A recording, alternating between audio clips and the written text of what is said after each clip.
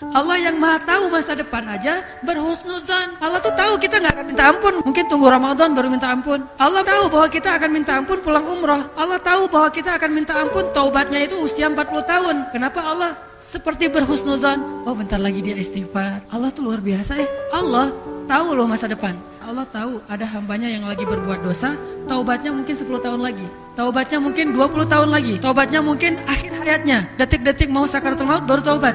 Kenapa Allah berhusnuzan sama dia? Tunggu, bentar lagi dia mau minta ampun. Malaikat nunggu. Allah belum juga tuh. Tunggu aja 2 hari. Allah udah 2 hari, 3 hari, setahun, 2 tahun, sampai akhir hayat. Pas dia bilang, ya Allah ampunkan dosa saya. Tuh, lihat tuh malaikat tuh kan minta ampun kan? Allah gitu sama kita.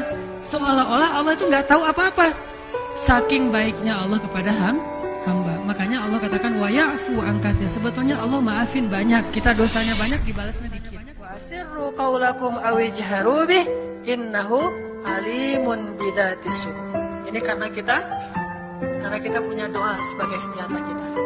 Kalau kita nggak punya harta, nggak apa-apa, kita punya doa. Kalau kita tampangnya biasa-biasa, nggak apa-apa, kita doanya luar biasa.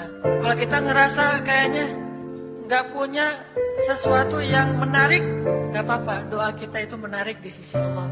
Pokoknya kalau kita nggak punya apapun, nggak punya modal apapun dalam hidup, kita punya Allah Subhanahu Wa Taala. Tinggal minta sama Allah. Sal tu'toh, mintalah Allah akan kasih.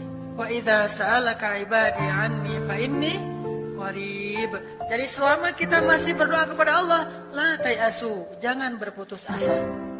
Matematika untuk mengukur siapa lebih beruntung. Sehingga kita tidak perlu bertanya, kenapa? Why? Saya udah hijrah kok makin susah hidup saya. Dunia itu, akhirat enggak. Kalau kita mengukur amal kita hanya dengan dunia, kita bakal sering kecewa karena Allah tidak menilai dunia ini bahkan lebih ringan daripada 11 sayap nyamuk. Seandainya kata Nabi dunia ini di mata Allah ada harganya, pasti Allah nggak mau ngasih dunia kepada orang yang tidak beriman. Nggak mau. Berhubung dunia ini tidak ada nilainya, Allah kasihlah kepada orang yang tidak beriman.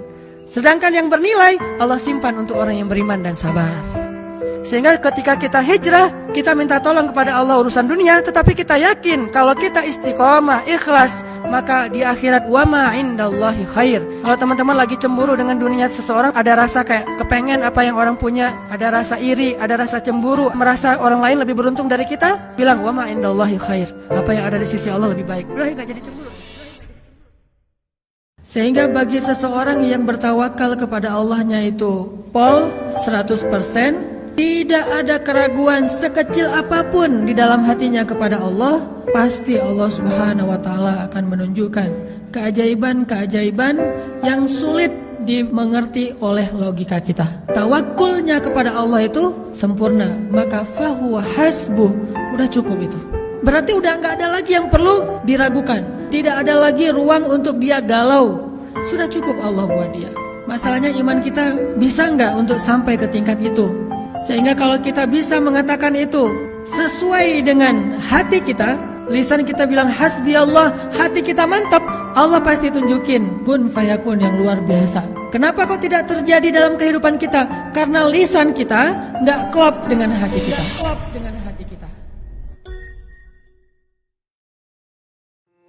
Tidaklah seseorang selesai diuji, baik dia laki-laki, orang yang beriman, atau perempuan yang beriman, baik itu ujiannya terjadi pada dirinya, atau melalui anaknya, atau melalui hartanya, artinya ujian harta, ujian fisik, ujian perasaan, sampai dia bertemu dengan Allah dan dia tidak punya dosa.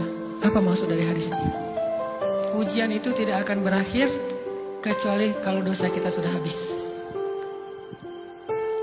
Allah akan menguji kita terus untuk membersihkan diri kita dari dosa. Kita coba sadari, oh kalau Allah menguji saya, emang saya banyak dosa. Sebelum kita mencari kambing hitam, nyalahin orang lain, sebelum kita marah kepada orang lain, kadang wajar kita marah kepada orang lain gara-gara ucapannya, komennya, teks dari dia, wajar. Tapi sebelum itu, marah dulu kepada diri kita atas dosa dan kesalahan kita yang baru saja kita lakukan, atau yang dulu kita lakuin dan belum benar-benar kita tinggalkan.